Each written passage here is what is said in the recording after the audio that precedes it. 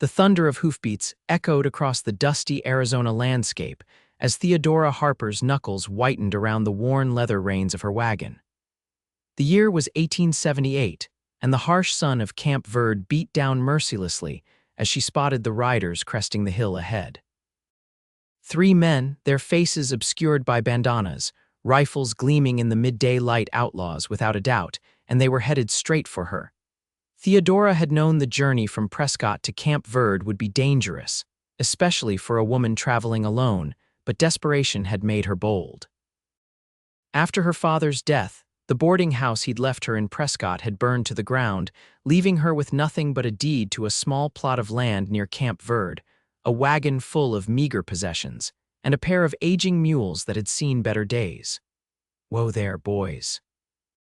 The lead rider called out, his voice carrying across the open terrain as Theodora's wagon creaked to a hesitant stop. "That's a mighty fine wagon you got yourself. Seems a shame for a lady to be struggling with such a burden all alone." Theodora's heart hammered in her chest, but she kept her chin high, her honey-brown hair whipping around her face in the hot breeze. At 24, she'd learned that showing fear only invited more trouble. "I'm managing just fine, gentlemen. Now, if you'll excuse me, I've got a fair distance to travel before nightfall." Her voice betrayed none of the terror gripping her insides. The outlaws exchanged amused glances, circling her wagon like vultures. "That ain't how this works, miss," said the shortest of the three, sliding from his horse. "See, there's a toll for using this stretch of road. Ain't that right, boys?" The others laughed, a sound that sent chills down Theodora's spine. "This is a public trail," she stated firmly, though her hand inched toward the small Derringer pistol hidden in the folds of her skirt, her father's last gift to her. "Everything's got a price out here, darlin'," the leader drawled, stepping closer, "and we accept all kinds of payment." His gaze traveled slowly over her form, his meaning unmistakable. Theodora's fingers closed around the small pistol, but before she could draw it, a deep voice cut through the tension like a knife. "She's under my protection now. I suggest you boys find your entertainment elsewhere." All heads turned toward the source of the interruption. A lone rider sat atop a magnificent Palomino stallion, his broad-shouldered silhouette backlit by the blazing sun. The stranger's face was partially obscured by the shadow cast by his hat, but there was no mistaking the steady aim of the Winchester rifle in his hands. "This ain't your business, mister," the outlaw leader snarled, hand hovering over his holstered pistol. "I'm making it my business," the stranger replied calmly, guiding his horse closer. As he approached, Theodora could see his features more clearly, a strong jawline covered with several days' worth of stubble, piercing blue eyes that seemed to take in everything at once, and a mouth set in a grim line of determination. The shortest outlaw spat on the ground. "There's three of us and one of you, in case your arithmetic's rusty." The stranger didn't flinch. "My arithmetic's just fine. 3 undertaker's bills seems excessive, but I'm willing to write them if you insist." Something in his tone, the absolute certainty in his voice, made the outlaws hesitate. The leader's eyes narrowed as he studied the newcomer more carefully, taking in the worn but well-maintained gear, the easy way he handled his weapon, and the hard look of a man who had seen his share of trouble. "Wait a minute," the leader muttered. "I know you. You're that Elliot Irving fella. The one who tracked down the Sanchez brothers last winter." A flicker of recognition passed between the outlaws, followed by unmistakable unease. "3 men against 1 still favors us," the leader said, though with noticeably less conviction. Elliot Irving simply worked the lever on his Winchester, the sound cutting through the silence like a warning. "Does it? Last count I made, the Sanchez brothers were 5 against 1. How'd that work out for them?" The outlaws exchanged glances, a silent calculation passing between them. "Ain't worth dying over a wagon," the shortest one muttered. The leader scowled but gave a curt nod. "We'll be seeing you around, Irving." He turned his cold gaze to Theodora. "Both of you." With that, they mounted their horses and rode away, dust billowing in their wake. Theodora released a breath she hadn't realized she'd been holding, her shoulders sagging with relief. "Thank you," she said, her voice steadier than she felt. "I don't know what I would have done if you hadn't come along." Elliot Irving's expression remained unchanged as he lowered his rifle and guided his horse alongside her wagon. Camp Verde's still a fair piece away, and those men might think twice about their decision once their pride gets the better of them. "I'd be obliged if you'd allow me to escort you the rest of the way." Theodora hesitated. The man had just saved her from certain disaster, but years of her father's warnings about trusting strangers, especially in the territories, gave her pause. Noting her hesitation, Elliot added, "I understand your caution, madam. I'm headed to Camp Verde myself. Sheriff Palmer's an old friend, and you're welcome to confirm my character with him once we arrive." The mention of the sheriff settled her nerves somewhat. If this man was willing to be vouched for, perhaps he truly meant no harm. "I would appreciate the company, Mr. Irving," she finally said. "I'm Theodora Harper." "Pleased to meet you, Miss Harper," Elliot replied with a slight tip of his hat. "Shall we?" As they set off, Theodora couldn't help but steal glances at the man riding beside her wagon. There was something both reassuring and intimidating about his presence, like standing next to a caged wildcat, dangerous yet somehow offering protection from greater threats. "What brings you to Camp Verde, Miss Harper?" Elliot asked after they'd been traveling in silence for some time.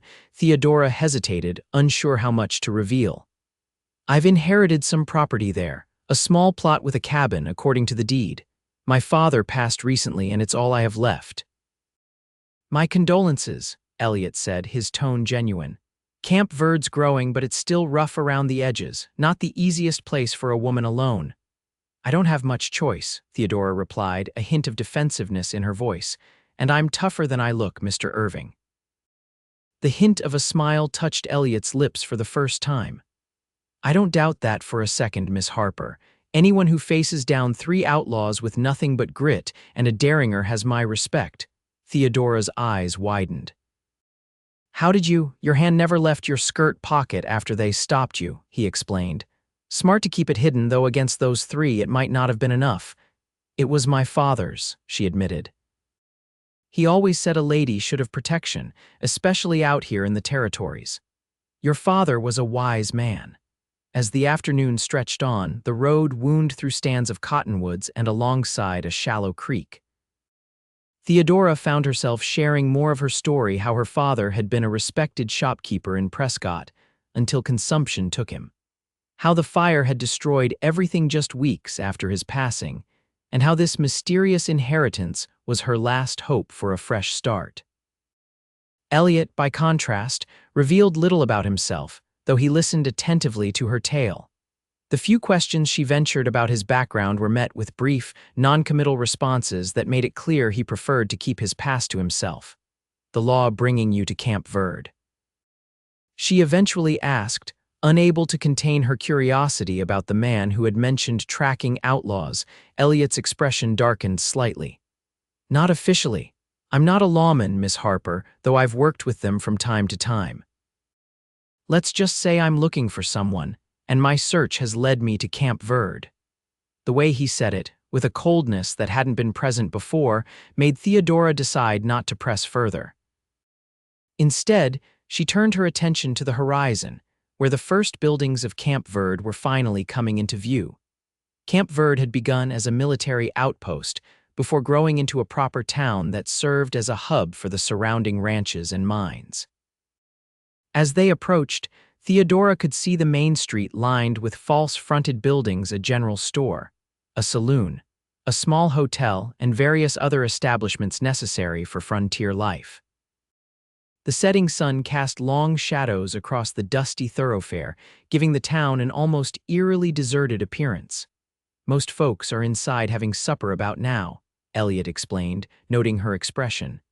"We should stop at the sheriff's office first, let him know about those outlaws." Theodora nodded her agreement, suddenly anxious about what awaited her in this unfamiliar place. The deed in her possession gave directions to a property on the outskirts of town, but she had no idea what condition it might be in or even if the claim would be honored. Stories of fraudulent land deals were common in the territories. Sheriff Palmer's office was a modest adobe structure with a small jail attached to the back. The lawman himself was a stout, gray-haired figure with a bushy mustache, and shrewd eyes that lit up with recognition when Elliot entered. "Irving, by God, it's been too long," he exclaimed, rising from his desk to shake Elliot's hand warmly. "Got your telegram last week, was wondering when you'd show up." "Thomas," Elliot greeted him with a nod, "had a bit of a delay. Came across Miss Harper here being accosted by some unsavory characters about 10 miles east of town." Sheriff Palmer turned his attention to Theodora, his expression softening. "Madam, welcome to Camp Verde. Sorry your introduction to our town involved such trouble." "Thank you, Sheriff," Theodora replied. "Mr. Irving was quite heroic in coming to my aid." "That doesn't surprise me one bit," Palmer said with a knowing smile. "Elliot here's pulled more folks out of trouble than I can count." As Elliot described the Outlaws and their location, Theodora couldn't help but notice the easy rapport between the two men. It was clear they shared history, perhaps even friendship, though neither seemed the type for sentimentality. "Sounds like the Rollins gang," Palmer mused when Elliot finished. "They've been causing trouble along the eastern trails for months. I'll send a deputy to look into it first thing tomorrow, though I doubt they'll stick around now that they know you're in the area, Irving." Theodora cleared her throat. "Sheriff, I was hoping you might help me with another matter. I've inherited a property near town from my father, Jonathan Harper. I have the deed, but I'm not familiar with the exact location." Palmer's eyebrows rose. "Harper, Jonathan Harper." His expression shifted to one of recognition. "Tall fellow had a store in Prescott?" "Yes, that was him," Theodora confirmed, surprised. "Met him a few times. Good man. Sorry for your loss, Miss Harper." Palmer stroked his mustache thoughtfully. "I remember him buying that property about 5 years back. It's about a mile north of town, near the creek. Small cabin and a few acres. Been sitting empty as far as I know." Relief washed over Theodora. At least the property was real and apparently legitimately hers. "It'll be dark soon," Palmer continued. "Not the best time to be heading out there. The hotel's clean enough if a bit pricey for what it is." "I've imposed on Mr. Irving enough already," Theodora said, glancing at Elliot. "I'm sure he has his own business to attend to." Elliot and the sheriff exchanged a look that Theodora couldn't quite interpret. "Actually," Elliot said slowly, "I know the property. If you'd like, I can take you there now. It's not far and you'd save the hotel fare." Theodora hesitated. The offer was tempting, both financially and because she was eager to see her new home, but the prospect of traveling alone with this still mysterious man to an isolated cabin gave her pause. Sensing her uncertainty, Sheriff Palmer intervened. "Irving's good people, Miss Harper. I'd trust him with my life, have done so, in fact, more than once. If he's offering to escort you, you can be sure you're in safe hands." The sheriff's endorsement settled the matter. "Thank you, Mr. Irving. I would appreciate that very much." As they left the sheriff's office, the town had begun to come alive with evening activity. Lamps were being lit in windows, and the sounds of piano music drifted from the saloon. Several townspeople nodded to Elliot in recognition, though Theodora noticed that some gazes lingered on him with what appeared to be wary respect rather than friendliness. "You seem well known here," she observed as they made their way back to her wagon. "I've passed through a few times," Elliot replied vaguely. "People have long memories in places like this." They traveled north out of town as the last light faded from the sky, stars beginning to speckle the vast expanse above them. The road narrowed to little more than a trail, winding alongside a creek where cottonwoods swayed in the evening breeze. "There it is," Elliot said eventually, pointing to a dark shape set back from the trail. "Harper's place." As they drew closer, the silhouette resolved into a modest cabin with a small barn behind it. In the dim starlight, it was difficult to make out details, but it appeared to be in reasonably good repair, if somewhat weathered by the elements. "Let me check inside before you go in," Elliot said, dismounting and drawing his pistol. "No telling what might have moved in while it's been empty." Theodora waited anxiously by the wagon as Elliot struck a match and disappeared into the cabin. A few moments later, a warm glow appeared in the window as he lit a lamp. "All clear," he called, reappearing at the door. "Just some dust and cobwebs." With a mixture of trepidation and excitement, Theodora stepped down from the wagon and approached what was now her home. The interior was simple one main room with a stone fireplace, a small attached kitchen area, and what appeared to be a bedroom through a door at the back. The furnishings were sparse but functional. A table with 2 chairs, a cabinet, and some shelves. Everything was covered in a thick layer of dust. Theodora began, then fell silent, not quite sure what to say. It was far from the comfortable home she'd lost in Prescott, but it was solid and, more importantly, hers. "It's a good start," Elliot finished for her, his voice gentle. "The roof's sound, the walls are sturdy, and the land's fertile.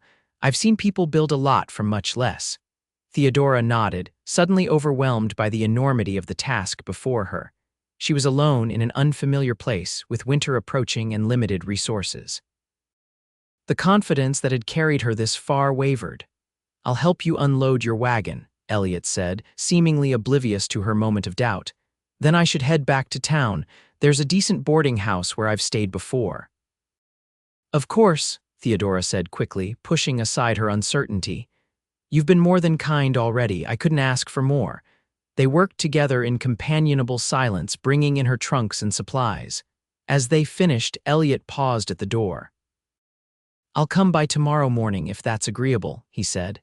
"Help you get the place in order, maybe show you around the property a bit." Theodora was surprised by the offer. "That's very generous, Mr. Irving, but I'm sure you have your own affairs to attend to." "My business in town can wait a day," he replied with a shrug. "Besides, those outlaws might still be nursing their wounded pride. Best if you're not alone out here right away." The reminder of the danger she'd faced earlier sent a chill through her. "I would appreciate that, thank you." After Elliot left, Theodora set about making the cabin somewhat habitable for the night. She swept the worst of the dust from the floor, laid out her bedding, and heated some beans on the small stove in the kitchen area. As she ate her simple meal by lamplight, she couldn't help but wonder about the enigmatic man who had come to her rescue.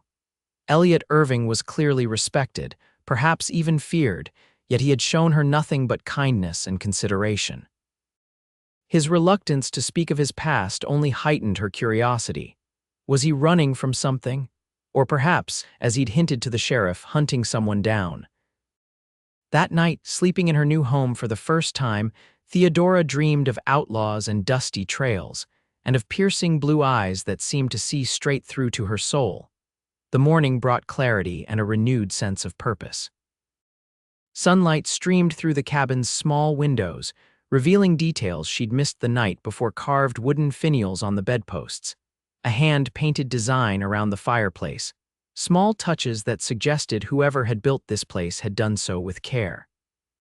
Theodora was outside collecting water from the creek when she heard the approach of a horse. Elliot appeared around the bend in the trail, looking surprisingly refreshed. He'd shaved, and his clothes, while still well-worn, were clean. Across his saddle was draped what appeared to be a burlap sack. "Good morning, Miss Harper," he called, dismounting with fluid grace. "I see you've already started your day." "There's much to do," Theodora replied, hefting her water bucket. "And please call me Theodora. After yesterday's events, formality seems unnecessary." A ghost of a smile touched Elliot's lips. "Theodora, then. I brought some supplies from town." He indicated the sack. "Thought you might need provisions until you get settled." The gesture touched her deeply. "That's very thoughtful. Please let me reimburse you." Elliot waved away her offer. "Consider it a welcome to Camp Verde. The general store owner owed me a favor anyway."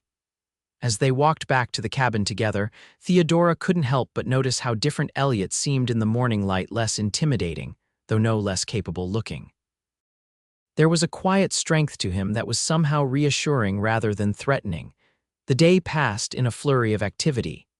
Together, they cleaned the cabin from top to bottom, repaired a loose shutter, and cleared weeds from what had once been a small garden plot.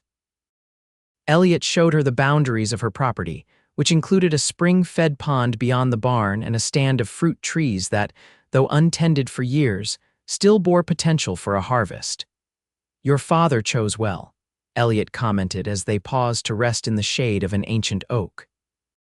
"This is good land with water year-round. That's rare and valuable in these parts." "I wonder why he never mentioned it," Theodora mused, wiping sweat from her brow. "He always talked of Prescott as our home." Elliot shrugged. Men often keep insurance for the future. Maybe he meant to retire here someday.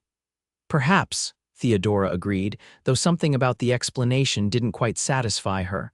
Her father had never expressed any desire to leave Prescott where her mother was buried. Still, she was grateful for his foresight, whatever his reasons might have been. As afternoon waned, Elliot helped her arrange the meager furnishings she'd brought from Prescott, making the cabin begin to feel like a home. They worked well together, moving around each other with an ease that belied their short acquaintance. "You never said what brought you to Camp Verde," Theodora ventured as they sat on the cabin's small porch, sharing a simple meal of bread, cheese, and dried apples. "Only that you were looking for someone." Elliot was quiet for so long that Theodora thought he might not answer. When he finally spoke, his voice was measured as if weighing each word. "I'm looking for a man named Victor Rawlings," he said at last. "He and his brothers have been raiding settlements and way stations across 3 territories. They've killed at least a dozen people that I know of." "The men who stopped my wagon yesterday?" Theodora asked, suddenly connecting the name to what Sheriff Palmer had said. Elliot nodded grimly. "The younger brothers and some of their gang. Victor's the oldest and the worst of them. He's smart, keeps moving, never stays in one place long enough for the law to catch up. But I've been tracking him for months and information led me here." "You're a bounty hunter then?" Theodora asked, trying to make sense of his role. Something dark flickered across Elliot's face. "Not exactly. The bounty's not my concern." "Then why?" Theodora began, but Elliot cut her off, his voice suddenly hard. "He killed my brother. Shot him down in cold blood when he tried to stop them from robbing the stage he was driving. Left him to die slow on the trail." The pain in his voice was raw, despite what must have been considerable time since the event. "The law couldn't find him, so I took up the hunt." Theodora's heart ached for him. "I'm so sorry, Elliot." He seemed to shake off the moment of vulnerability, straightening his shoulders. "It was 2 years ago. I've been close a few times, but he always slips away. This time feels different, though." Sheriff Palmer's had reports of a man matching his description in the area. "And what will you do when you find him?" Theodora asked softly, though she suspected she knew the answer. Elliot's blue eyes met hers, unwavering. "I'll bring him to justice one way or another." The conviction in his voice sent a chill down her spine, not of fear but of understanding. She too knew what it was to lose family, though her loss had come from illness rather than violence. "I should get back to town," Elliot said after a moment, rising from his seat. "I've taken enough of your time." "You've been a tremendous help," Theodora protested. "I don't know how to thank you." "No thanks needed," he replied, adjusting his hat. "I'll stop by tomorrow if that's all right, just to make sure you're settling in." "I'd like that," Theodora admitted, surprising herself with her eagerness at the prospect. As she watched him ride away, Theodora realized that despite his dangerous quest and the shadows that clearly haunted him, she felt safer knowing Elliot Irving was nearby. It was a contradiction she couldn't quite explain, even to herself. The next few days fell into an unexpected pattern. Elliot would arrive in the morning, often bringing some small item he thought might be useful: seeds for the garden, a mended tool, fresh bread from the town bakery. They would work together on improvements to the cabin and property, and Theodora found herself looking forward to his visits with an anticipation that both excited and unsettled her. For his part, Elliot seemed to be making little progress in his search for Victor Rawlings. When Theodora inquired, he would give only brief updates: a rumored sighting that led nowhere, a potential witness who backed out of speaking with him. "People are afraid," he explained one afternoon as they repaired a section of fence around what would become Theodora's vegetable garden. "Rawlings has a reputation for retaliation against anyone who crosses him." "Yet you persist," Theodora observed, handing him a length of wire. Elliot's hands stilled for a moment. "I have to. If I don't, who will? Each time he escapes, more innocent people die." There was something in his tone beyond the personal vendetta for his brother's death, a sense of responsibility that hinted at deeper principles than mere revenge. It was this quality, perhaps more than any other, that drew Theodora to him despite her better judgment. On the 5th day after her arrival in Camp Verde, Theodora decided it was time to venture into town on her own. Her supplies were dwindling, and while Elliot's contributions had been generous, she was determined to establish her independence. "I'll accompany you," Elliot offered when she mentioned her plans. "I appreciate the offer, but I need to get acquainted with the town myself," Theodora replied gently. "I can't rely on you forever, Elliot." Though he looked as if he wanted to argue, he merely nodded. "At least take my pistol. It's more reliable than that Derringer." Theodora accepted the weapon, touched by his concern. The weight of it in her skirt pocket was reassuring as she set off for town in her wagon, the mules plodding steadily along the now familiar trail. Camp Verde by daylight was a bustling place, with merchants calling their wares, cowboys and ranchers conducting business, and the constant flow of townspeople going about their daily routines. Theodora received curious glances as she tied up her mules outside the general store. Newcomers, especially unaccompanied women, were still rare enough to attract attention. The store owner, a portly man named Mason, greeted her warmly when she introduced herself. "Ah, the new owner of old Harper's place. Irving mentioned you'd be settling in." The shopkeeper's eyes twinkled with friendly curiosity. "How are you finding it out there?" "It needs work, but it has good bones," Theodora replied, selecting items from the shelves as they spoke. "Mr. Irving has been kind enough to help with some repairs." Mason's eyebrows rose slightly. "Has he now? That's not like Irving to stick around in one place so long, especially to play handyman." Theodora felt a flush rise to her cheeks. "He's been a perfect gentleman," she said firmly, hoping to dispel any improper implications. "Oh, I don't doubt that," Mason assured her, wrapping her purchases in brown paper. "Irving's got a reputation as a hard man, but a fair one. Still, folks around here give him a wide berth. The kind of work he does tends to attract trouble." "He mentioned he's looking for someone," Theodora said carefully, curious about the townspeople's perspective on Elliot. Mason's expression grew serious. "Victor Rawlings, nasty business that. Half the territory would sleep easier if Irving found him, but the other half worries about the violence that might follow. Rawlings doesn't travel alone, and his gang is loyal to a fault." As Theodora left the store, her arms laden with supplies, she found herself pondering Mason's words. She'd been so focused on her own situation that she hadn't fully considered the danger Elliot was courting in his pursuit or the potential consequences for those around him. Her thoughts were interrupted by the approach of three women, all well-dressed and clearly curious about the newcomer. "Miss Harper, isn't it?" the eldest of the trio inquired. "I'm Mrs. Penelope Wilson, the mayor's wife. These are my friends, Mrs. Gardner and Miss Abelson." Theodora greeted them politely, balancing her packages. "We're having a small gathering at my home tomorrow afternoon, Mrs. Wilson continued. "Just tea and conversation among the ladies of Camp Verde. We'd be delighted if you could join us."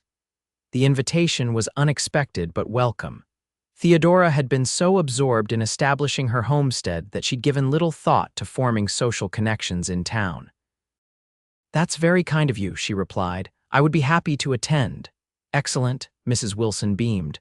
"Oh, and we heard you've been receiving quite a bit of assistance from Mr. Irving. Such a mysterious figure, isn't he?" The slight pause and arch tone suggested more than mere curiosity. "Mr. Irving has been a helpful neighbor," Theodora said evenly, unwilling to provide fodder for gossip. "Neighbor? I was under the impression he was staying at the boarding house in town," Mrs. Gardner interjected, her eyes sharp with interest. "A figure of speech," Theodora clarified, silently chiding herself for the slip. "If you'll excuse me, ladies, I have several more errands to complete before heading home." As she made her way to the feed store, Theodora couldn't help but feel a twinge of unease at the exchange. Small towns thrived on gossip, and her association with Elliot, however innocent, was clearly drawing attention. She would need to be more circumspect if she wanted to avoid becoming the subject of wagging tongues. The remainder of her errands passed without incident, and by mid-afternoon, Theodora was ready to return to her cabin. As she loaded the last of her purchases into the wagon, a commotion from the direction of the saloon caught her attention. A crowd had gathered outside the establishment, and at its center stood Elliot, his expression thunderous as he faced a red-faced man whose hand hovered near his holstered pistol. "You calling me a liar, Irving?" the man demanded, his words slightly slurred from drink. "I'm saying your information isn't worth the whiskey you've been drowning it in, Harkins," Elliot replied coldly. "Rawlings hasn't been anywhere near Flagstaff in months." The tension in the air was palpable, and Theodora watched with growing alarm as the confrontation escalated. Several onlookers had backed away, clearing space as if expecting bullets to fly at any moment. Just as it seemed violence was inevitable, Sheriff Palmer pushed through the crowd. "That's enough, both of you. Irving, I expected better sense from you than to brawl in the street." Elliot's gaze never left Harkins. "No brawl, Thomas, just a discussion about the value of honesty." "Well, take your discussion elsewhere," Palmer ordered. "Harkins, you're drunk. Go sleep it off before I throw you in a cell." The standoff lasted a few seconds longer before Harkins spat on the ground near Elliot's boots and stalked away, muttering curses. The crowd began to disperse, disappointed by the anticlimactic resolution. It was then that Elliot spotted Theodora watching from beside her wagon. His expression shifted, the hard anger softening into something like regret as he made his way toward her. "I didn't expect to see you still in town," he said, stopping a respectful distance away. "I was just finishing my errands," Theodora replied, studying his face. "Is everything all right?"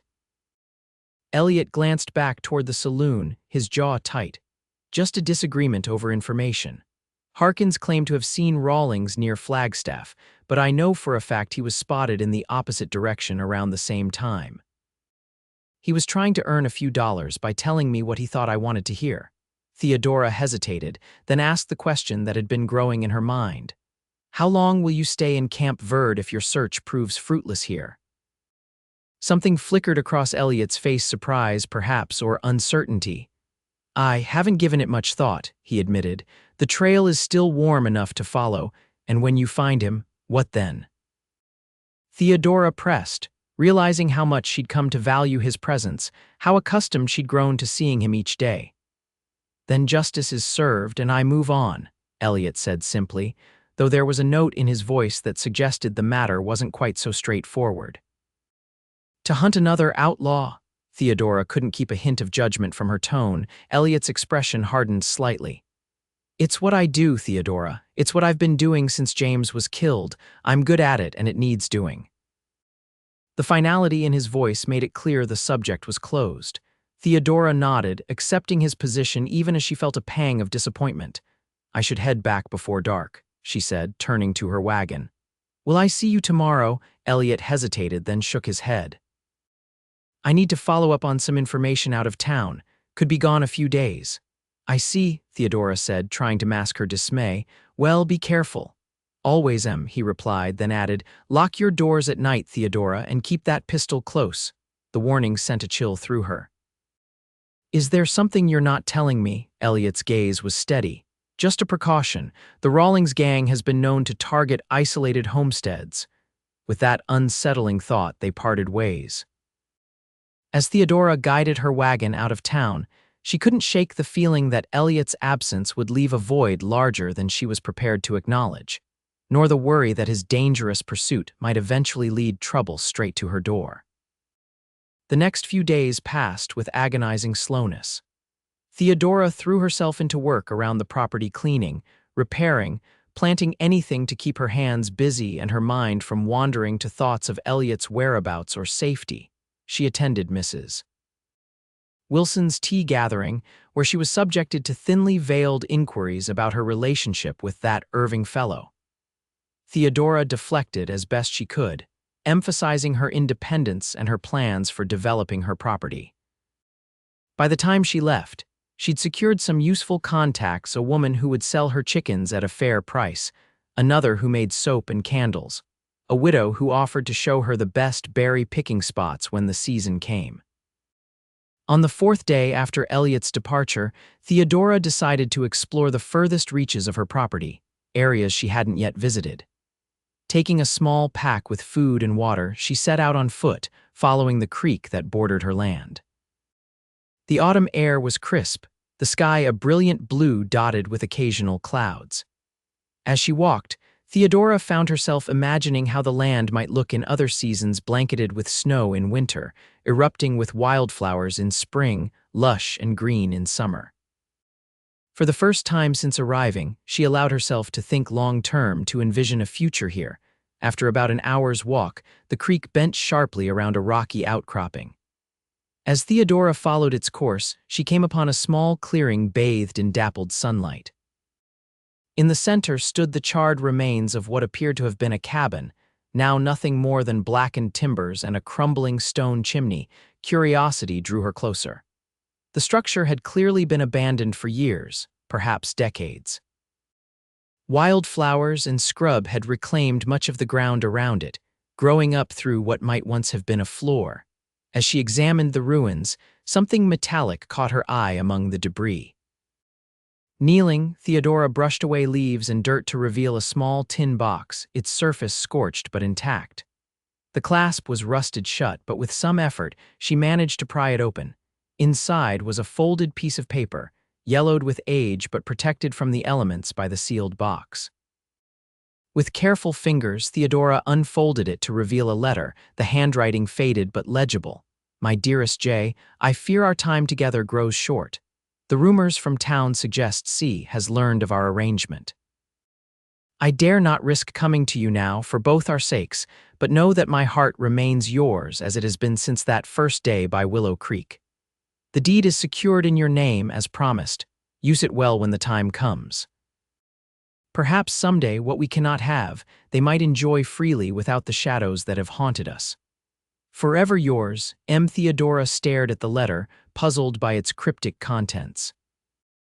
It was clearly a love letter of some sort, but the use of initials rather than names left the identities of the correspondents a mystery. And what deed was referenced? Could it possibly be connected to her own property? The questions still swirling in her mind, Theodora carefully replaced the letter in its box and tucked it into her pack.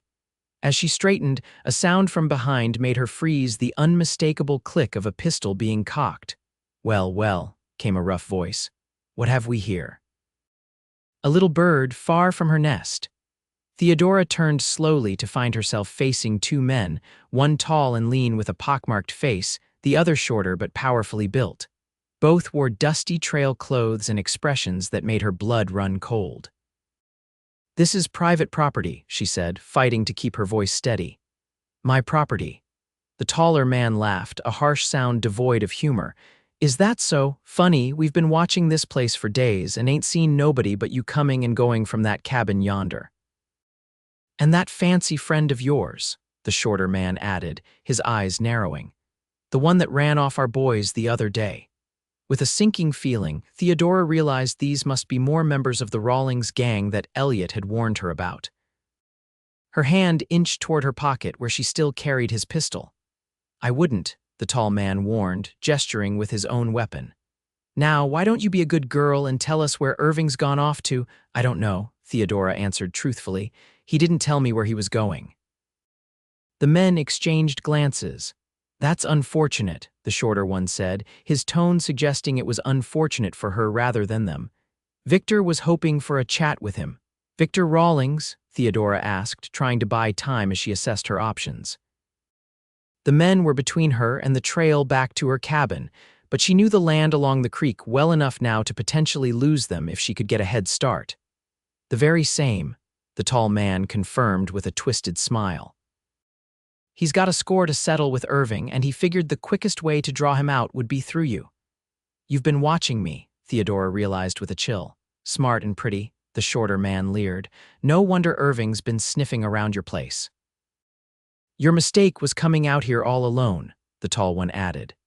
"Now, you're going to come with us nice and quiet-like. When Irving shows his face again, he'll find a message telling him exactly where to find you." Theodora's mind raced. These men clearly intended to use her as bait to lure Elliot into a trap. If she went with them willingly, she might stay alive long enough for a chance to escape or for Elliot to find her, though that prospect came with its own dangers. "And if I refuse?" she asked, her hand closing around the pistol in her pocket. The tall man's smile widened. "Then we take you anyway, just with a few more bruises. Your choice, lady." In that moment, Theodora made her decision. With a swift motion, she drew Elliot's pistol and fired, the shot going wide but startling the men enough to give her the second she needed to turn and run, plunging into the underbrush alongside the creek. Cursing erupted behind her, followed by the crack of gunfire. Theodora ran as she'd never run before, her skirts hitched up, brambles tearing at her stockings and boots slipping on the muddy bank. She could hear the men crashing through the brush in pursuit, gaining on her despite her desperate pace. A fallen log loomed ahead. Without slowing, Theodora vaulted over it, then dropped to her knees behind its bulk, leveling the pistol at the path she'd just traversed. Seconds later, the tall man burst into view. She fired, and this time her aim was true. He stumbled, clutching his shoulder with a howl of pain and rage.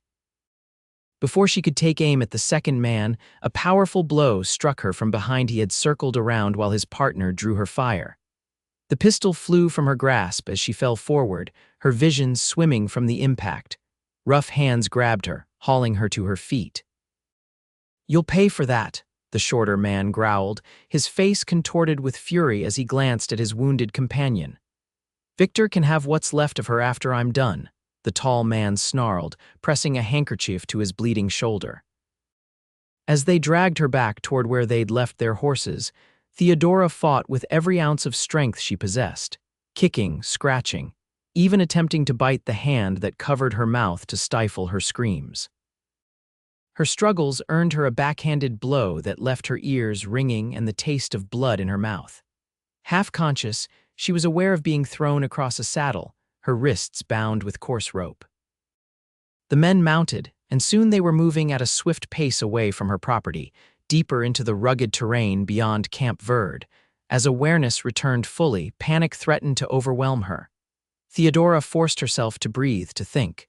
These men wanted her alive as bait for Elliot. That gave her time, but how much? And what would happen when Elliot returned to find her gone? Would he walk willingly into their trap to save her? The thought of him dying because of her made Theodora's heart clench with an emotion too powerful to name. Whatever happened, she couldn't allow that. Somehow she had to escape before Elliot returned to Camp Verde. They rode for hours, the terrain growing increasingly desolate. Eventually, as dusk began to fall, they approached what appeared to be an abandoned mining camp, a collection of dilapidated shacks clustered around the dark mouth of a shaft dug into the hillside. Smoke rose from one of the structures, suggesting it was in use despite its decrepit appearance. As they drew nearer, a man emerged from the occupied shack, rifle in hand. Even in the fading light, Theodora could see the resemblance to the Rawlings brothers she'd encountered on the road, the same hard eyes, the same cruel set to his mouth, though this man was older, with streaks of gray in his dark beard. "What the hell happened to you, Lyle?" he demanded, eyes narrowing at the tall man's bloody shoulder. "Bitch shot me," Lyle spat, dismounting carefully. "Got my gun off me before we could stop her." The bearded man, Victor Rawlings, Theodora presumed turned his gaze to her, assessing her with cold calculation. "Irving's teaching his women to shoot now, is he? Interesting." "She's a wildcat, Victor," the shorter man said, yanking Theodora roughly from the horse. "Fought like the devil himself." Victor stepped closer, gripping Theodora's chin in calloused fingers, forcing her to meet his gaze. "Where's Irving?" "I don't know," Theodora repeated, refusing to show fear despite the terror coursing through her. Victor studied her face as if searching for signs of deception. "Maybe not," he conceded, "but he'll come looking for you when he gets back. That's the kind of man he is, stupidly honorable. It'll get him killed, just like it did his brother." The casual mention of Elliot's brother sent a surge of fury through Theodora. "You're a coward," she spat, using a woman as bait instead of facing him directly. The blow came swift and hard, snapping her head to the side. "Get her inside," Victor ordered, turning away. "Tie her up good. I want her alive when Irving comes, but I don't much care what condition she's in." The shorter man dragged Theodora toward one of the smaller shacks, shoving her roughly through the door. The interior was bare save for a rickety table, a single chair, and what might generously be called a bed, little more than a straw-filled mattress on the dirt floor. "Make yourself comfortable," the man sneered, binding her ankles and securing her tied wrists to a support post. Could be a few days before Irving shows up if he ain't back in town yet. Left alone in the gathering darkness, Theodora tested her bonds, finding them distressingly secure. The rope bit into her wrists and her shoulders already ached from the unnatural position. Through a crack in the wall, she could see the men gathering around a fire outside, passing a bottle between them. Their voices carried on the still evening air. "You sure Irving was sweet on her, Dale?" Victor was asking, "Sweet enough," the shorter man Dale replied. "Been at her place every day since she arrived, town's talking about it." "Good," Victor said, satisfaction evident in his tone. "He'll come for her, and when he does, we end this once and for all." "What if the law comes with him?" Lyle asked, his voice tight with pain. Victor's laugh was cold. "Palmer won't risk his men for one woman, especially not if it means backing Irving in a personal vendetta.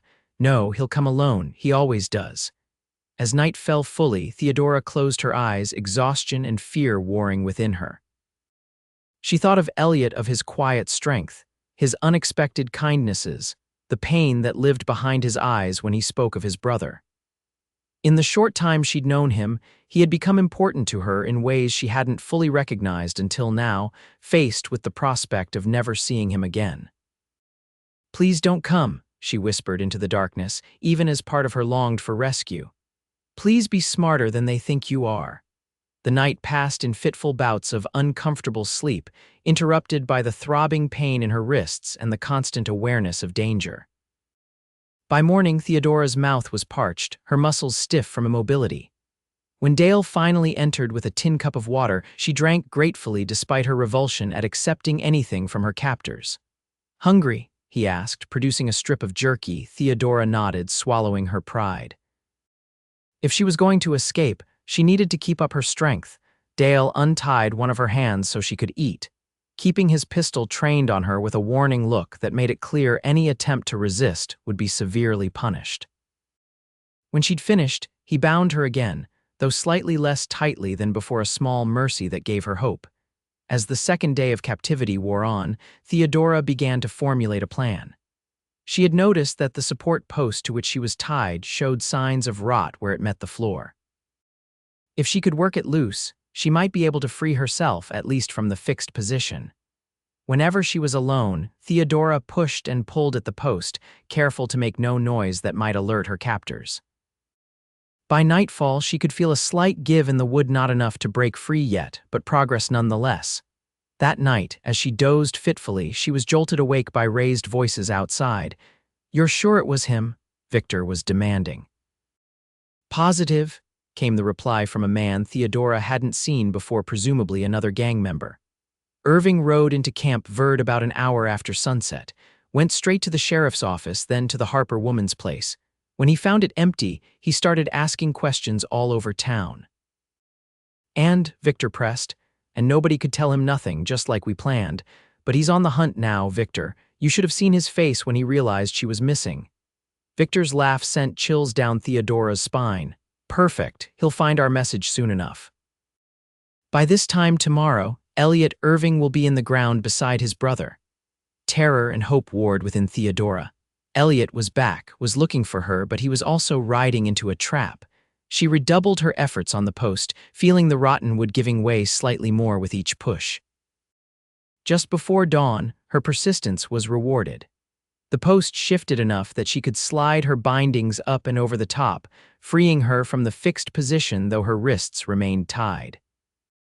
Moving silently, she used her teeth to work at the knot binding her ankles, her heart pounding so loudly she feared it might alert her captors. Once her feet were free, Theodora crept to the single window, little more than a square hole cut in the wall with wooden shutters. Peering out, she could see two men on watch by the dying fire, but they were engaged in conversation, not looking her way. Taking a deep breath, she eased the shutter open just enough to slip through. The drop to the ground outside was only a few feet, but she landed awkwardly, the impact sending a jolt of pain through her ankle. Biting back a cry, Theodora forced herself to move, staying low and using the shadows of the other structures for cover. The horses were picketed on the far side of the camp. If she could reach them, she might have a chance. With her hands still bound, riding would be difficult but not impossible. She had made it halfway to the horses when a shout erupted behind her escape had been discovered. Without looking back, Theodora abandoned stealth for speed, running full tilt toward the nearest horse. Gunshots cracked through the pre-dawn air, kicking up dirt near her feet. By some miracle, none found their mark. Reaching the horse, a sturdy brown gelding, Theodora used her bound hands to grab its mane, pulling herself awkwardly onto its back. With no time for a saddle, she would have to ride bareback. Kicking her heels into the animal's sides, she urged it forward just as more shots rang out. The horse bolted, nearly unseating her as it galloped away from the camp, but Theodora clung on with desperate strength. Behind her, she could hear shouting and the sounds of pursuit, but the head start proved crucial. By the time her captors had saddled their own mounts, she had disappeared into the rugged landscape, guided by the first light of dawn and an instinctive sense of direction toward Camp Verde. The horse beneath her, likely sensing her desperation, maintained its gallop far longer than Theodora had dared hope. When it finally slowed to a more sustainable pace, she risked a glance behind. There was no sign of immediate pursuit, but she harbored no illusions that the Rawlings gang had given up. As the sun rose fully, Theodora tried to orient herself. The terrain was unfamiliar, all rocky hills and sparse vegetation, with no clear landmarks to guide her. Logic suggested following any downward path, as it might lead to water and eventually civilization, but she worried about becoming trapped in a canyon or wash.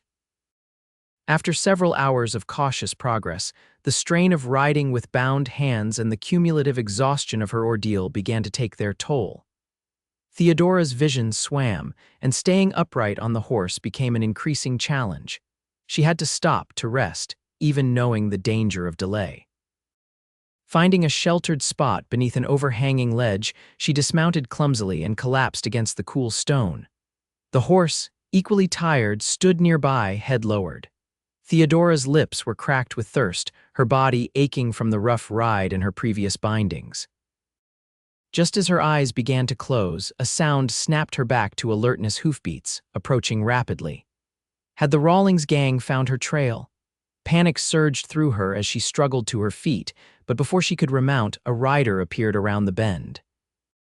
Theodora reached for a rock, the only weapon available, but then froze as recognition dawned.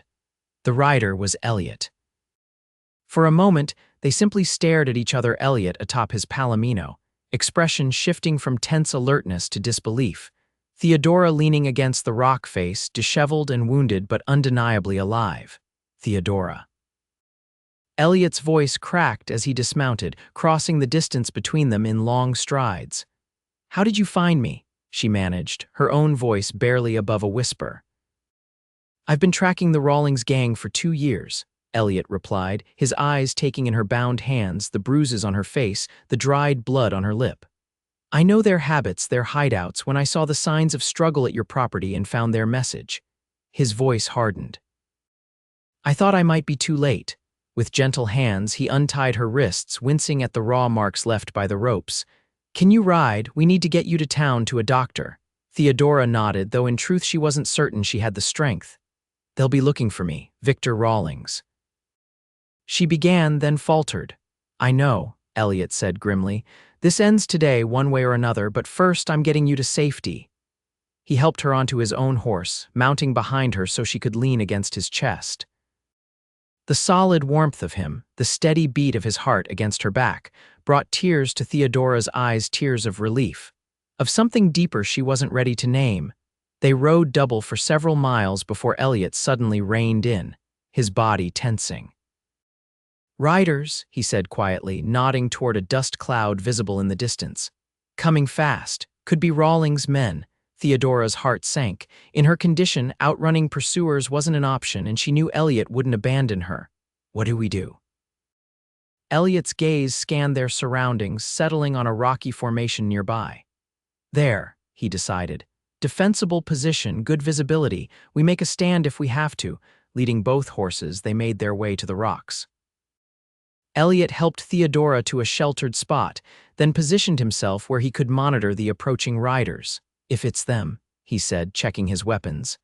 "I want you to take my horse and ride for Camp Verde as soon as there's an opening. Don't look back, no matter what you hear." "I won't leave you," Theodora protested, though fear made her voice quaver. Elliot turned to her, his expression softer than she'd ever seen it. "Theodora, whatever he had been about to say was cut short as he tensed, focusing on the riders who were now close enough to identify. "It's Sheriff Palmer," he announced with palpable relief, "and some of his deputies." Theodora sagged against the rocks, the last of her strength ebbing away now that immediate danger had passed. Elliot was at her side in an instant, supporting her with strong arms. "Stay with me," he urged, concern evident in his voice. "Help's here now. You're safe." As Sheriff Palmer and his men approached, Theodora allowed herself to believe it might be true. Perhaps the nightmare was finally ending. Sheriff Palmer's reaction upon seeing Theodora's condition was one of grim fury. "Rawlings did this," he demanded, dismounting heavily. "His gang," Theodora confirmed, accepting a canteen from one of the deputies with shaking hands. "They were using me as bait to lure Elliot." "And it damn near worked," Elliot added, his voice tight with suppressed rage, "if she hadn't escaped on her own." Palmer nodded, understanding the implications.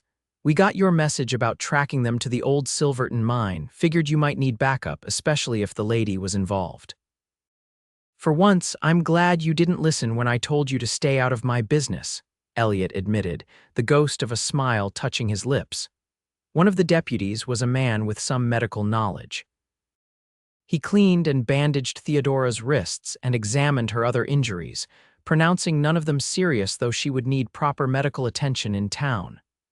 "Rawlings will know she's escaped by now," Elliot said as they prepared to leave.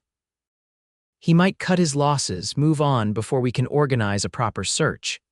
Or he might come after both of you directly," Palmer countered. "The man's got a reputation for holding grudges, and you've been a thorn in his side for too long, Irving." Theodora, resting against a rock while the men spoke, felt a chill at the sheriff's words. Even now, with help at hand, the danger wasn't over. "Either way, I'm ending this," Elliot stated with quiet intensity. "Today." Palmer studied him for a long moment, then sighed. "You're determined to face him alone, aren't you? It's personal, Thomas. Has been since James died. Your brother would want you alive more than he'd want revenge," the sheriff argued, though his tone suggested he knew it was futile. Elliot's expression hardened. "This isn't just about revenge anymore. As long as Rawlings is free, Theodora won't be safe. Neither will anyone else who crosses his path." The mention of her name drew Theodora's attention fully to the conversation. "What are you planning?" she asked, pushing herself to her feet despite the deputy's protests. Elliot turned to her, his blue eyes filled with a determination that frightened her.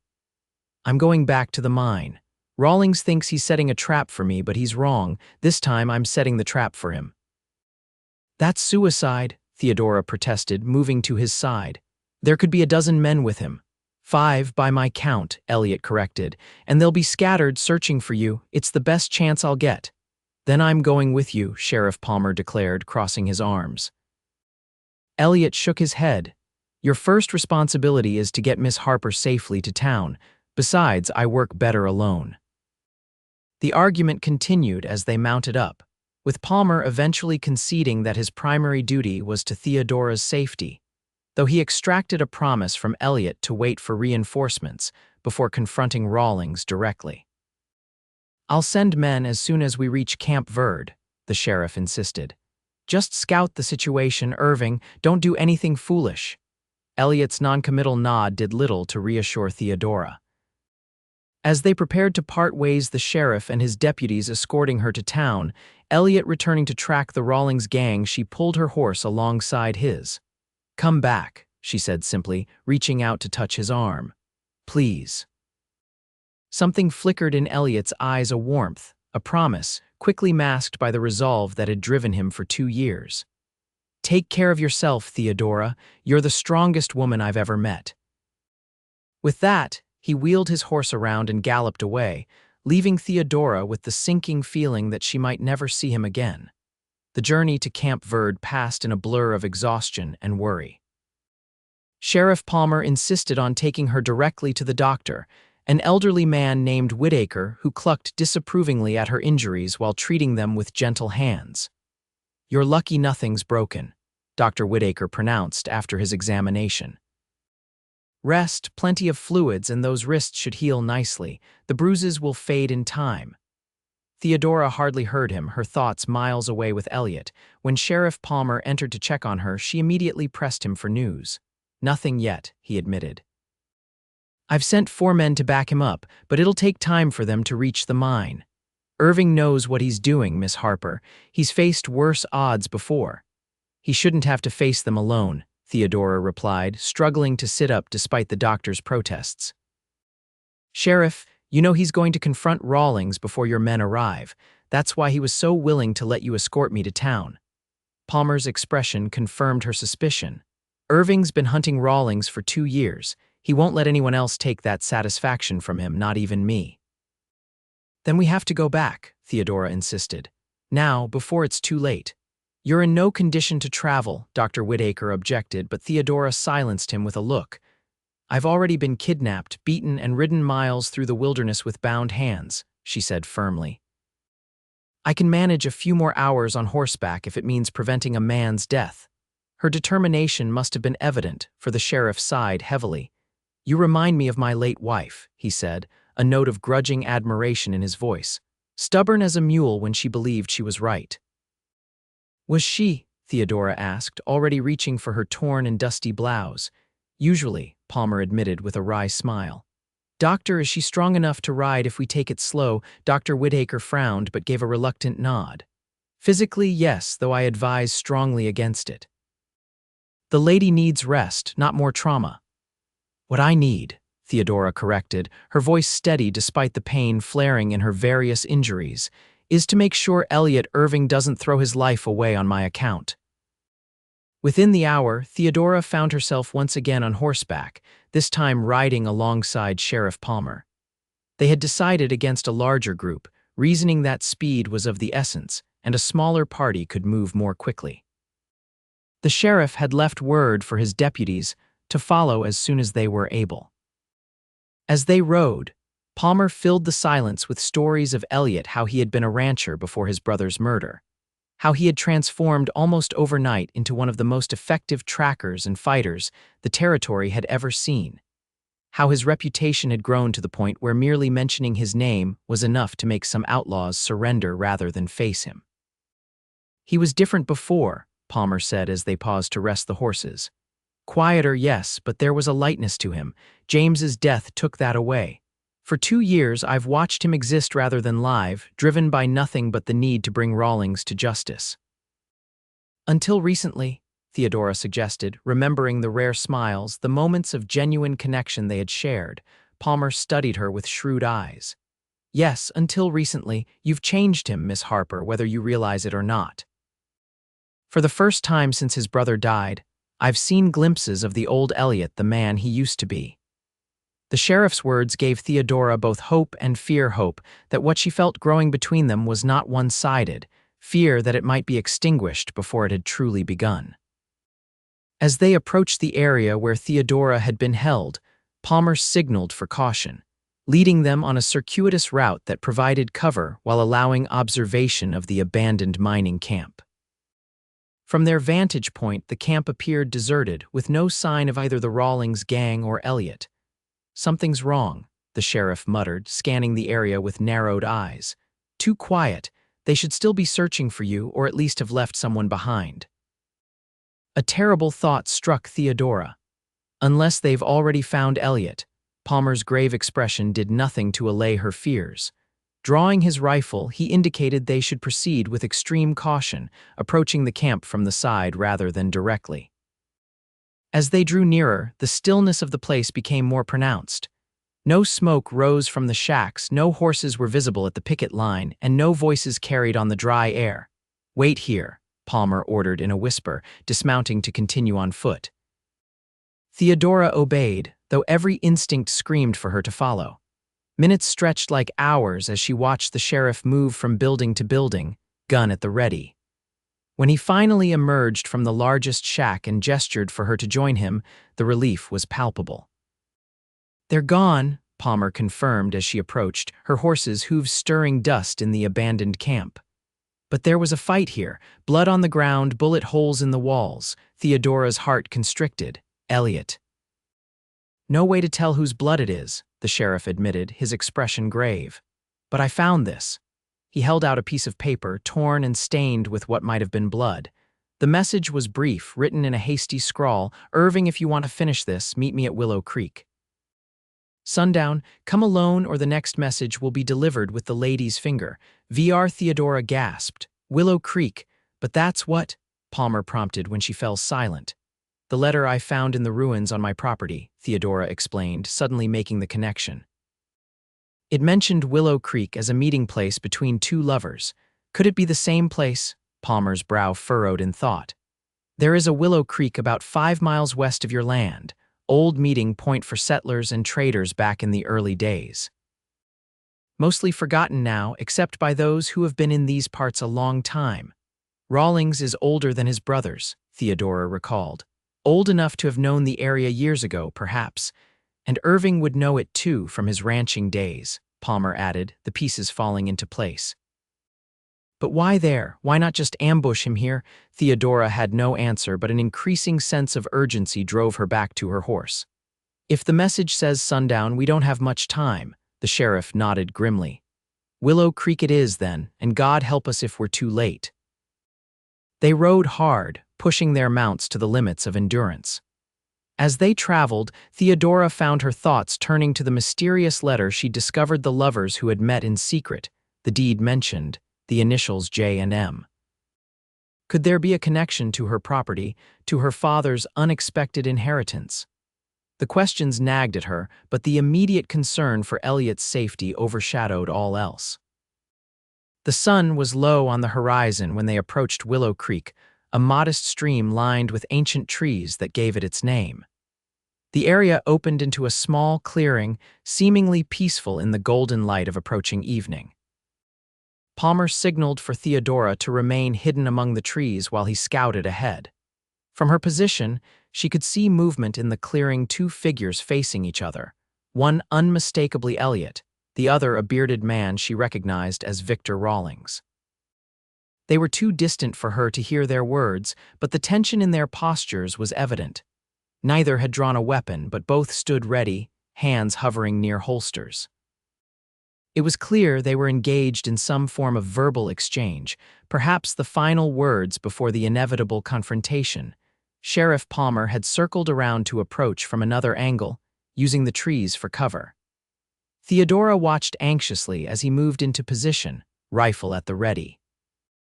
If he could get a clear shot at Rawlings, this might end without further bloodshed, but something wasn't right. The scene before her was too perfect, too isolated. Where were the rest of Rawlings' gang? Surely he wouldn't face Elliot alone, not after 2 years of eluding capture. The realization struck her just as a glint of metal caught her eye, the barrel of a rifle, positioned in the branches of a tree overlooking the clearing. Another flash from the opposite side confirmed her fears. Rawlings had set up sharpshooters to ensure Elliot's demise, regardless of the outcome of their confrontation. Without conscious thought, Theodora spurred her horse forward, breaking from the cover of the trees. "Elliot," she shouted. "It's a trap! Shooters in the trees!" Her warning shattered the tense tableau. Elliot reacted instantly, diving for cover as shots rang out from multiple positions. Rawlings, momentarily stunned by the interruption, reached for his pistol, but Elliot's draw was faster. The crack of his shot echoed across the clearing just as Sheriff Palmer opened fire on one of the hidden riflemen. Chaos erupted. Theodora's horse reared in panic at the gunfire, nearly unseating her. As she struggled to control the animal, she saw Rawlings stagger, clutching his chest where Elliot's bullet had struck him.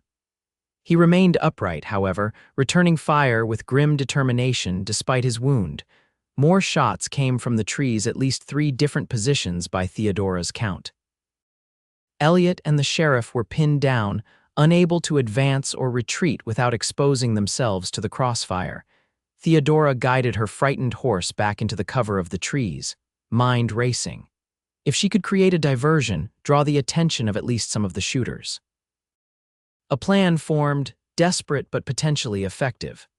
Dismounting, she removed her petticoat and, using a branch and some twine from her pocket, fashioned a crude white flag. Attaching it to a longer branch, she positioned it to appear as if someone was waving it from behind a large tree, some distance from her actual location. The ruse worked at least partially. One of the hidden shooters redirected his fire toward the decoy, revealing his position in the process. Sheriff Palmer immediately took advantage, his rifle cracking with deadly precision. The shooter tumbled from his perch with a cry that was cut abruptly short. In the clearing, Elliot and Rawlings were engaged in a deadly dance, each seeking advantage while avoiding the other's fire. Despite his wound, Rawlings fought with the desperation of a man who knew capture meant the gallows. Elliot, though uninjured as far as Theodora could tell, was hampered by the continuing fire from the remaining hidden assailants. The situation seemed deadlocked until a new sound joined the cacophony hoofbeats, many of them, approaching rapidly from the direction of Camp Verde. Sheriff Palmer's deputies had arrived, and with them, several armed townsmen who had volunteered for the posse.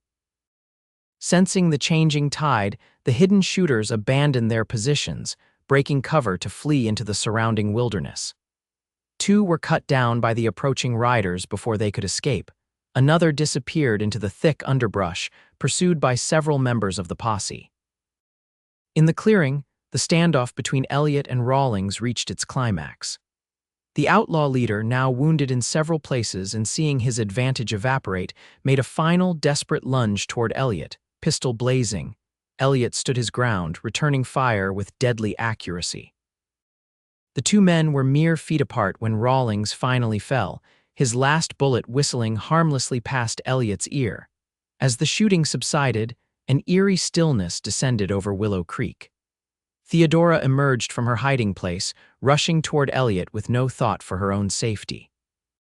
He turned at her approach, his expression shifting from the hard mask of battle to something softer, more vulnerable. "Theodora," he breathed, holstering his pistol to reach for her. "What are you doing here? You should be in town safe." "I couldn't let you face this alone," she replied, her voice catching as she took in the blood on his shirt, whether his own or Rawlings, she couldn't tell. "Are you hurt?" Elliot shook his head. "Just a graze, nothing serious." His eyes searched her face, taking in the bruises, the exhaustion, the determination that had brought her back into danger. "You saved my life." Again. Before she could respond, Sheriff Palmer joined them, his expression a mixture of relief and exasperation. "That was either the bravest or the most foolhardy thing I've ever seen a lady do," he told Theodora, though there was no real censure in his tone. "It worked, didn't it?" She countered, suddenly aware of the aftermath surrounding them, deputies securing the bodies, townsmen searching for the escaped shooter, the metallic scent of blood mingling with the natural fragrances of the creek. "That it did," Palmer conceded. "Rawlings is dead, and from the looks of it, most of his gang with him. One got away, but he won't get far with half the town on his trail." Elliot's hand found Theodora's, squeezing gently. "It's over," he said, his voice holding a note of wonder as if he couldn't quite believe it. "After 2 years, what will you do now?" Theodora asked, the question that had haunted her for days finally given voice. Elliot looked from her to the scene around them, then back to her face. "I don't know," he admitted. "For so long, finding Rawlings was all I had, all I was." Sheriff Palmer clapped a hand on Elliot's shoulder. "Maybe it's time to figure out who you are without that burden, friend." As the posse prepared to return to Camp Verde, bringing the bodies and the news of Victor Rawlings' demise, Elliot and Theodora found themselves on the banks of Willow Creek, momentarily alone while the sheriff organized the procession. "I still can't believe you came back for me," Elliot said, his voice low with emotion. "After everything you'd been through, you should have been resting, recovering." Theodora met his gaze steadily. "I couldn't bear the thought of losing you, not when I've only just found you." The admission hung between them, heavy with implications neither was quite ready to articulate fully. Elliot took a step closer, his hand rising to gently touch the bruise on her cheek. "When I found your cabin empty, saw the signs of struggle." His voice roughened. "I've never been more afraid. Not for myself, but for what might have happened to you." I was afraid too, Theodora confessed, but not of Rawlings or his men. I was afraid you'd walk into their trap, that you'd die trying to save me. I would have, Elliot acknowledged without hesitation, in a heartbeat. The intensity in his eyes made Theodora's breath catch. Because I was bait for Rawlings. Because you're you, Elliot replied simply. Because in the short time I've known you, Theodora Harper, you've reminded me that there's more to life than revenge. More to me than the man I became after James died. Before she could respond, Sheriff Palmer called to them, indicating it was time to leave. The moment broken, they rejoined the others, though something had shifted between them, a promise, perhaps, of conversations yet to come. The return to Camp Verde was met with celebration. Word of Rawlings' death spread rapidly, and by the time the posse reached the main street, townspeople had gathered to witness the procession. Many cheered as the bodies were carried to the undertakers. Others simply watched in solemn satisfaction, knowing that a significant threat had been removed from their lives. Dr. Whitaker insisted on examining both Elliot and Theodora immediately, tutting over their various injuries and prescribing rest in no uncertain terms. For once, neither argued, the events of the past days having extracted a toll that could no longer be ignored. Sheriff Palmer arranged for Theodora to stay at the hotel, her cabin being too remote for comfort given her condition and recent experiences. Elliot, after having his wounds dressed, returned to the boarding house where he'd been staying. The separation, though practical, felt wrong to Theodora. After the intensity of their shared ordeal, the quiet of the hotel room seemed hollow, empty. Sleep, when it finally came, was fitful and filled with dreams of gunfire and pursuit. Morning brought a knock at her door. Opening it cautiously, Theodora found Elliot standing there, hat in hand, freshly shaved and dressed in clean clothes, though the bandage on his arm was visible beneath his sleeve. "I hope I'm not disturbing you," he began formally, then seemed to abandon pretense. "I couldn't wait any longer to see you," relief flooded through her. "I'm glad, please come in." As he entered, Theodora noticed he carried a small wooden box. "What's that?" she asked. Elliot placed the box on the small table by the window. "Something I think belongs to you. Sheriff Palmer mentioned you found a letter in some ruins on your property, something about Willow Creek and lovers meeting there." Theodora nodded, curious about the connection. "Yes, in a tin box among the charred remains of a cabin." The letter mentioned a deed and was signed with just initials M to J. "I think I can fill in some of the blanks," Elliot said, gesturing to the box he'd brought. "This was among my brother's effects. I never opened it after his death. It seemed too personal somehow. But something you said about the letter made me wonder." With gentle hands, he opened the box to reveal a stack of letters, yellowed with age but carefully preserved, along with a small daguerreotype of a woman whose features struck Theodora as oddly familiar. "James kept these hidden for years," Elliot explained. "I knew he had been in love once, long before I took over the ranch, but he never spoke of her. I think I understand why now." He selected one letter from the stack, unfolding it carefully. "This is from someone signed only as M, dated 20 years ago. Listen, my dearest James, the arrangements are complete. The deed is registered in your name, as we discussed. Jonathan has agreed to act as our intermediary, though he knows not the full extent of our association.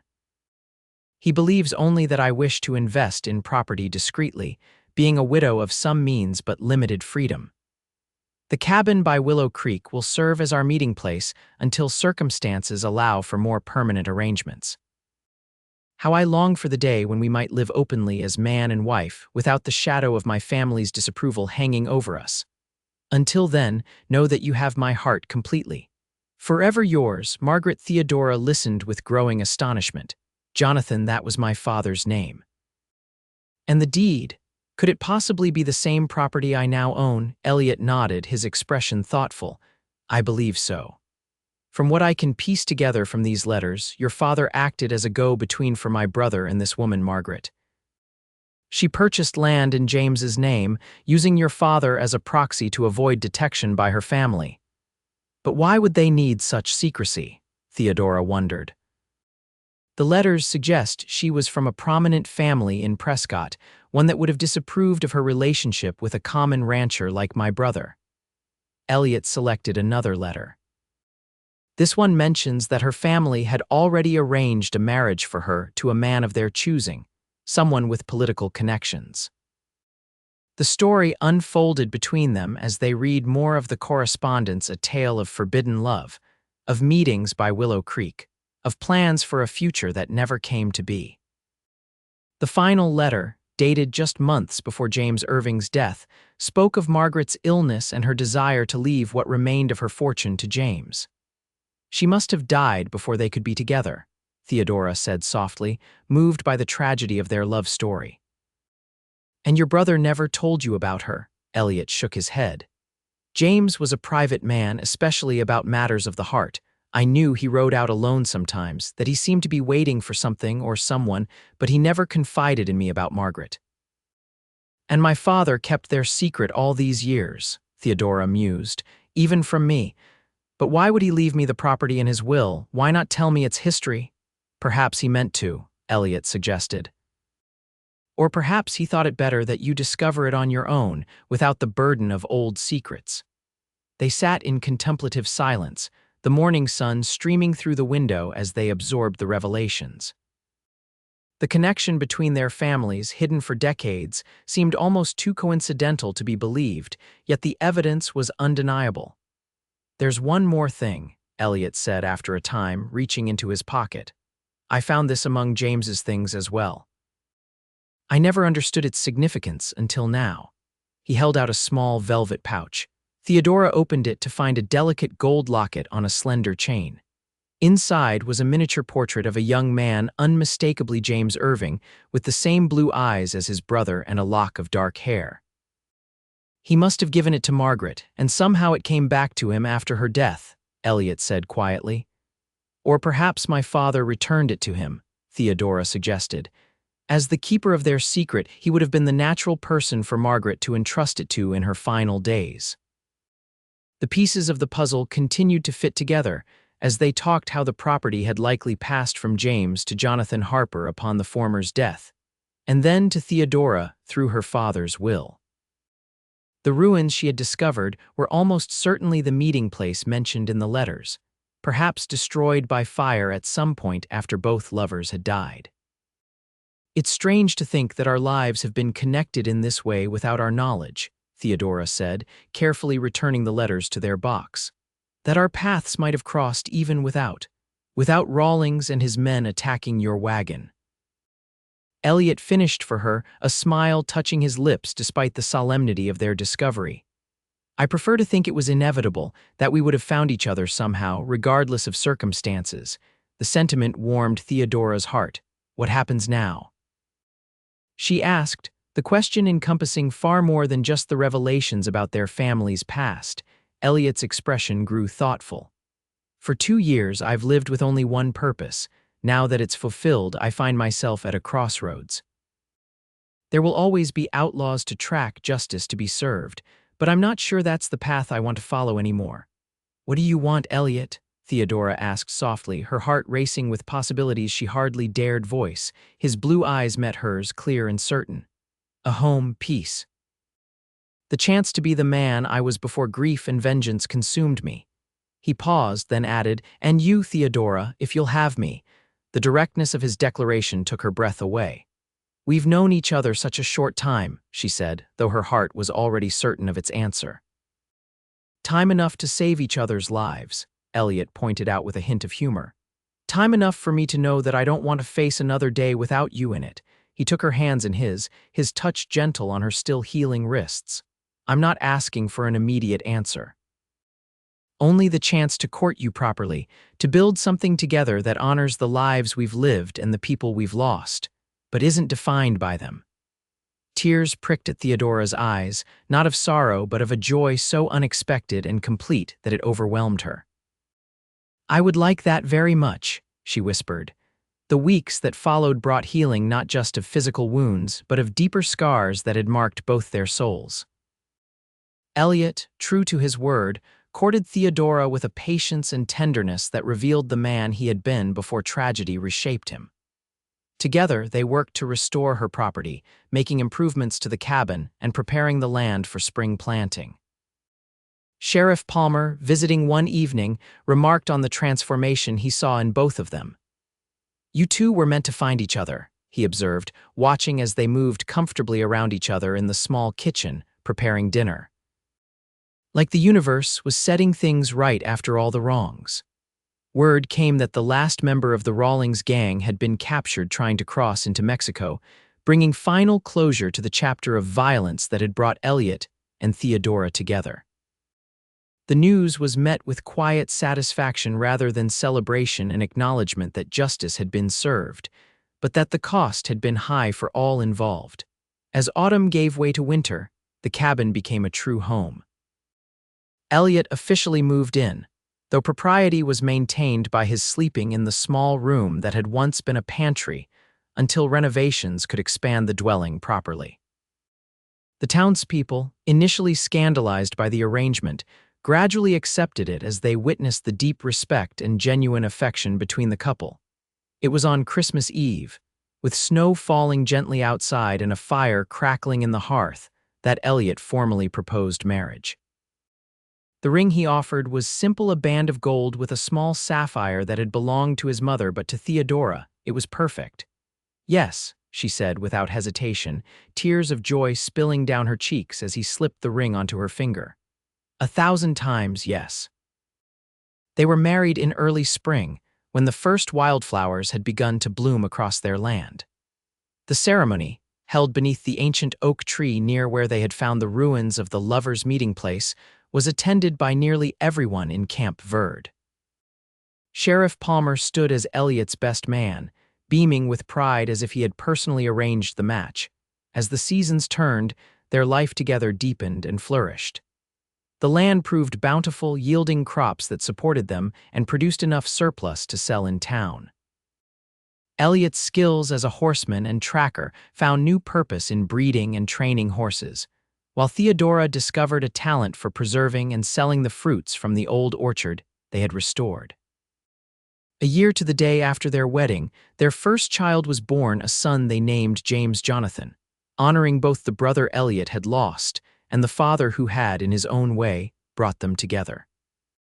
As Elliot held his newborn son, the shadows that had once haunted his eyes seemed to lift completely, replaced by a contentment and purpose that had nothing to do with vengeance and everything to do with love. 2 years later, they welcomed a daughter, Margaret, whose arrival completed their family. The children grew strong and happy in the home their parents had built, surrounded by the legacy of love that had endured even beyond death. On warm summer evenings, the family would often walk to Willow Creek, now a place of peace rather than violence. Elliot and Theodora would sit on the bank, watching their children play in the shallow water, their hands intertwined as they shared quiet conversations about the day's events or plans for the future. "You ever think about it?" Theodora asked one such evening as the sunset painted the creek in hues of gold and crimson. "How different our lives might have been if those outlaws hadn't stopped my wagon that day." Elliot considered the question, his thumb tracing gentle circles on her palm. "I think about how fortunate I was to be there," he said at last. "How close I came to missing you entirely, to continuing down a path that would have brought me nothing but more emptiness. And now," Theodora prompted, though she knew the answer in her heart. Elliot's gaze swept over their children, their home visible in the distance, the land they had nurtured together, before returning to her face with a love that still took her breath away after all these years. "Now I have everything a man could want," he said simply. "And I thank God every day that I was there when you needed protection, because in protecting you, Theodora, I found my own salvation." As twilight deepened around them, they gathered their children and walked hand in hand back to the home they had built from adversity, and love, a testament to the truth that sometimes the darkest moments can lead to the brightest futures, if only one has the courage to follow the light.